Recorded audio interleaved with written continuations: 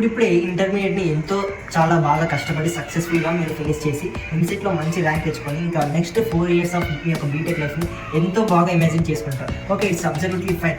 But at the end of 4 years తర్వాత మీకు కావాల్సింది ఒక మంచి హై పేయింగ్ జాబ్. అసలు యాజ్ అ ఫ్రెషర్గా మీరు ఏ స్కిల్స్ నేర్చుకోవాలి, ఏ స్కిల్స్ నేర్చుకుంటే at the end of 4 years తర్వాత మీకు ఒక మంచి జాబ్ అనేది వస్తుందో మనం ఈ వీడియోలో అయితే కంప్లీట్గా డీటెయిల్గా ఎక్స్ప్లెయిన్ అయితే నేను చేయబోతున్నాను. So without any further delay let's getting back to our.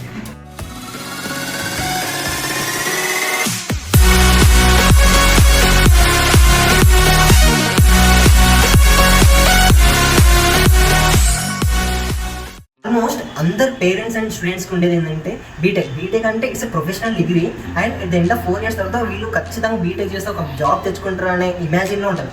But coming to reality ఇప్పుడున్న సిచ్యువేషన్లో ఇట్స్ కంప్లీట్లీ రాంగ్. ఎందుకంటే దెర్ ఈస్ మోర్ ఇంటెక్, ఓకేనా, there is more supply then the demand. ఒక్క కంపెనీ వస్తే there are thousands of people who are applying for a single post, అదే it is a government job or private job. So మనం ఆ యొక్క కాంపిటీషన్లో నిలవాలంటే మనకంటూ కొన్ని స్పెషల్ స్కిల్స్ అనేవి ఉండాలి. ఆ యొక్క స్కిల్స్ ఏంటి, యాజ్ అ ఫ్రెషర్గా మీరు ఏ స్కిల్స్ నేర్చుకోవాలో మనం 1 by 1 అయితే చూద్దాం. ఫస్ట్ వచ్చేసి ప్రోగ్రామింగ్ స్కిల్స్ అంటే యాజ్ అ ఫ్రెషర్ మనం ఎవరైతే కోడింగ్ సైడ్ వెళ్ళాలంటారో, ఎవరైతే సాఫ్ట్వేర్ జాబ్ సైడ్ అనుకుంటారో మీరు ఖచ్చితంగా ఒక ప్రోగ్రామింగ్ లాంగ్వేజ్ అయితే పెట్టేసుకుంటారు. అదే ఇప్పుడు మార్కెట్లో ప్రజెంట్గా ట్రెండింగ్లో అయితే పైథాన్ ఆర్ జావా. ఇంకో నెక్స్ట్ 10 yearsలో కూడా Python or Java are the most demanding programming languages. But as a ఫ్రెషర్గా మీరు జావా నేర్చుకోవాలంటే ఇట్స్ వెరీ హార్డ్ కదా, ఎందుకంటే Java is a high level language but you cannot understand it that much easy. So start with C or Python. Either you can start with C or Python. ఏ language అయినా సరే C తోటైనా start చేయండి, Python తోటైనా start చేయండి. ఎందుకంటే C వస్తే మీకు C fundamentals strong ఉంటే జావా మీరు సగం క్లియర్ చేయండి. Except books all the things are related to C. So మీకు సి వస్తే మీరు జావా కూడా చేయగలరు almost. So start with any programming language. Okay bro, programming language నేర్చుకోవాలి, బట్ ఎక్కడి నుంచి నేర్చుకోవాలి? మేము కాలేజ్లో నేర్పారంటే వన్ థింగ్, మీరు ఏ కాలేజ్లో ఉన్నా don't depend on the college. ఎందుకంటే ఆల్మోస్ట్ మీరు ఎంత హార్డ్లీ ఒక 20 to 30% మాత్రమే కాలేజ్ మీకు నేర్పుతుంది, ఓకేనా. అక్కడ మీకు ఏ కాలేజ్లో అయినా టాప్ 10 అయినా, టాప్ 5 అయినా, టాప్ 20 అయినా, ఏ కాలేజ్లో ఉన్నా, మీరు టైర్ 3లో ఉన్నా, ఓకేనా, మీరు కాలేజ్ పైన డిపెండ్ అయ్యి ప్రోగ్రామింగ్ లాంగ్వేజ్ నేర్చుకోలేదు. కానీ subjects okay, theory okay, but programming language వచ్చేసరికి వాళ్ళకి ఈ యొక్క సెమిస్టర్కి మీ క్లాసెస్ అని ఇస్తారు. మీరు వినకపోయినా క్లాసెస్కి అటెండ్ అయినా కాకపోయినా వాళ్ళకి ఆ డేట్స్లలో అవి కంప్లీట్ చేస్తారు, ఓకేనా.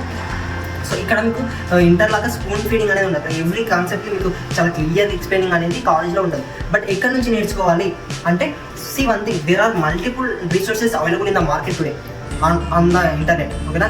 Everything will be available in the internet. మీరు కావాలి ఏది సెర్చ్ చేసినా there are multiple resources you can get, ఓకేనా. మీకు యూట్యూబ్ ఉంది, benefit it's one most benefit for the students, ఓకేనా. మీకు ఫ్రీ రిసోర్స్ అనేది యూట్యూబ్ ఉంది.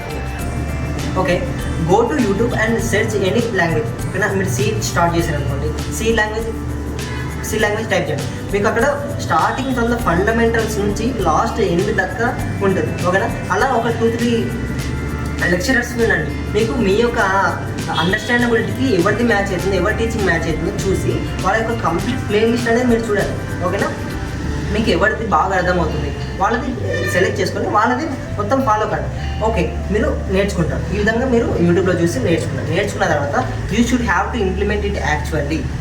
ఇప్పుడు మీరు నేర్చుకున్న ప్రోగ్రామింగ్ లాంగ్వేజ్ని మీరు యాక్చువల్ ఇంప్లిమెంట్ చేయాలి, ఓకేనా. Unless and until you practice coding it won't help you in your interviews and in any competitions, ఓకేనా. ఎందుకంటే కోడింగ్ అనేది మనం ఎంత ప్రాక్టీస్ చేస్తే మన యొక్క లాజిక్ అనేది అంత స్ట్రాంగ్గా బిల్డ్ అయ్యింది, ఓకేనా. That's what you have to do when learning programming language. But one thing ఏంటంటే చాలా మందికి బ్రో మేము ఇప్పుడే ఇంజనీరింగ్లో చేయగలుగుతున్నాం, మాకు ఒకటేసారి కాలేజ్ ఫీజు, హాస్టల్ ఫీజు, ఇంకా ల్యాప్టాప్ అంటే చాలా మనీ అవుతుంది, ఎలా మేము కోడింగ్ ఎలా ప్రాక్టీస్ చేయడం అంటే ల్యాప్టాప్ లేకపోయినా మీరు కోడింగ్ ప్రాక్టీస్ చేయొచ్చు. ఎందుకంటే మీరు మొబైల్లో కూడా మీరు కోడింగ్ అనేది ప్రాక్టీస్ చేయాలి. There are certain apps which you can download from the play store and you can practice coding. అంతేకాని ల్యాప్టాప్ లేదని మీరు కోడింగ్ మాత్రం ఆపేయగలరు. ఎందుకంటే ల్యాప్టాప్ ఉంటే ఓకే, లేకపోయినా యూ కెన్ కంటిన్యూ కోడింగ్ చేయండి, but don't stop. Side hustles to learn. Side hustles అంటే ఏంటి అంటే apart from your academics you should have to learn some skills to earn money. ఎందుకంటే as a 20 years of old you should not depend on your parents for every single rupee, ఓకేనా. ప్రతి రూపాయి కోసం మనం మన పేరెంట్స్ పైన depend అవ్వాలి. ఎందుకంటే బీటెక్లో చాలా ఖర్చులు అనేవి ఉంటాయి. సో మనకు ఓన్ మనీని మనం సంపాదించుకోవాలి. ఎలా అంటే there are multiple ways you can earn your own money, like video editing, graphic designing, thumbnail creating, and YouTube, content writing. All these things will really help you in getting money, as well as మీకు మనీతో పాటు మీకు ఒక నెట్వర్క్ని కూడా build చేస్తుంది. ఓకేనా, మీకు చాలా ఈ యొక్క ప్రాసెస్ వల్ల చాలా మందితో ఇంటరాక్ట్ అవుతారు, చాలా మందితో కమ్యూనికేట్ అవుతారు, అండ్ చాలా మంది మీకు చాలా అంటే చాలా నాలెడ్జ్ అనేది వస్తుంది. So apart from your academics, you should have to learn these skills, these side hustle skills. ఎందుకంటే మీకు చాలా అంటే చాలా హెల్ప్ఫుల్. కానీ మేము ఈ యొక్క స్కిల్స్ని ఎలా సెలెక్ట్ చేసుకోవాలంటే, ఇప్పటి వరకు మీరు దేనిపైన వర్క్ చేసుకుంటే, ఏదైనా కొంచెం నేర్చుకొని ఉంటే మీరు దానిపైన కంటిన్యూగా వర్క్ చేయండి. లేదు అంటే మీరు ఒక ఏదైతే మీ స్కిల్స్ చెప్పాను కదా, ఈ యొక్క స్కిల్స్ దీనిపైన వీటి అన్నిటిపైన ఒక 2-3 days వర్క్ చేయండి. వర్క్ చేసిన తర్వాత మీకు అనిపిస్తుంది కదా, ఓకే నేను ఇందులో అయితే నాకు 100% ఎఫర్ట్ నేను ఇవ్వగలుగుతున్నాను, ఇందులో అయితే నేను సక్సెస్ కాగలను అని అనుకుంటారు కదా, దాన్ని మీరు సెలెక్ట్ చేసుకుని అందులో 100% మీరు ఎఫిషియెంట్గా వర్క్ చేయండి. కానీ ఏది చూస్ చేసుకున్నా దాన్ని 100% మధ్యలో మాత్రం ఆపండి. ఒకవేళ మీరు అలా చేసినట్టయితే మీకు ఇన్ని రోజులు మీరు ఏం చేస్తారు, ఆ యొక్క టైం అంతా వేస్ట్, అండ్ మీరు ఇంకొక స్కిల్ నేర్చుకుంటే దాన్ని మళ్ళీ ఫ్రమ్ స్క్రాచ్ నుంచి నేర్చుకోవాలి. సో మీరు ఏది స్టార్ట్ చేసినా దాన్ని 100% కంప్లీట్ చేయండి. అండ్ ఇది ఇలా కంప్లీట్ చేసిన తర్వాత మీరు వాటికి నిజంగా ఎవరికైతే నీడ్ ఉందో వాళ్ళని రీచ్ కాండి. ఇప్పుడు యూట్యూబర్స్కి వీడియో చేస్తారు, కానీ దాన్ని ఎడిటింగ్ చేసేంత యాక్చువల్ టైం అనేది వాళ్ళకు ఉండదు. సో వీడియో చేస్తారు, ఈ యొక్క ఏదైతే వీడియో చేశారో ఆ యొక్క వీడియోని ఎడిటర్స్కి అనేది ఇస్తారు. ఈ ఎడిటర్స్ ఏం చేస్తారు, ఆ యొక్క వీడియోని జస్ట్ ఎడిట్ చేసి వీళ్ళు కొంత అమౌంట్ అనేది ఛార్జ్ చేస్తారు, ఎడిట్ చేస్తారు. ఓకే, సో లైక్ దట్ మీరు మీ ఎడిటింగ్ నేర్చుకోండి, ఈ యొక్క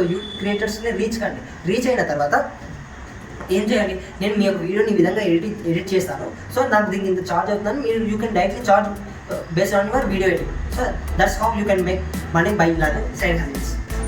నెక్స్ట్ థర్డ్ స్కిల్ వచ్చేసి కమ్యూనికేషన్ స్కిల్స్.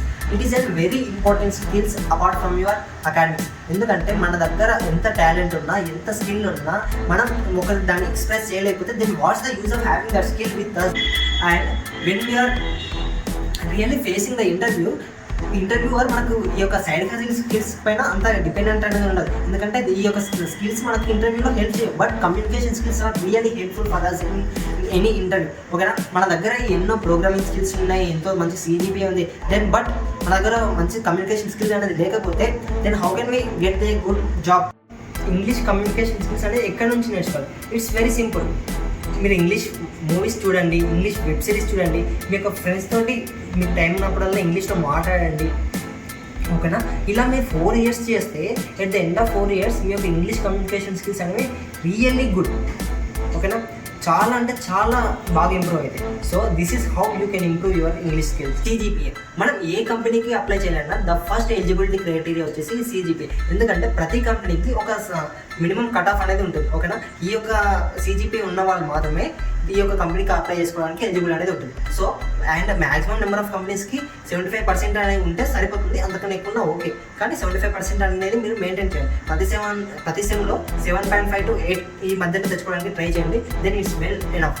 అంతేకాని 9.5, 10 తెచ్చుకోవడం వల్ల దెర్ ఈజ్ నో యూస్. మీరు అలా తెచ్చుకున్నా మీకు ఈ స్కిల్స్ నేర్చుకోకపోతే మీకు జాబ్ అనేది ఇవ్వరు. ఓకేనా, మీకు CGPAతో పాటు ఈ యొక్క స్కిల్స్ ఉండాలి. అండ్ మీరు అంత CGPA పైన మీరు కాన్ఫిడెంట్గా ఫోకస్ చేస్తే ఈ యొక్క స్కిల్స్ నేర్చుకోవడానికి మీకు టైం అనేది ఉండదు.